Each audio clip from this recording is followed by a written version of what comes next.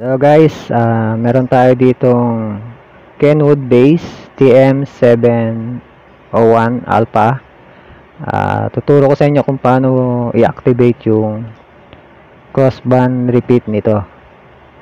So una, dapat punta kayo dito sa BFO. BFO ng VHF.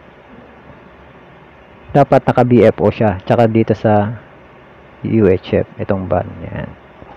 Pag nandyan na, naset nyo na yung frequency sa UHF at VHF, ang gagawin nyo lang para activate yung crossband repeat nya, ipindutin nyo lang itong function, tapos itong band. So, lalabas dyan yung letter D.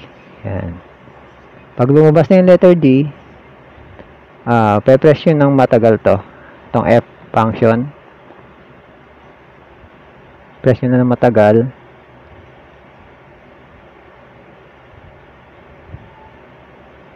Yan. Pag nag-blink na siya, yung F, pindutin nyo itong low. So, para siyang mag-i-scan. Yan.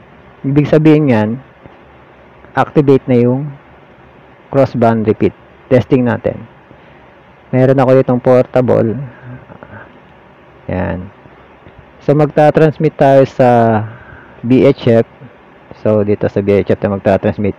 Mapapansin nyo, magta-transmit siya sa UHF. Yan.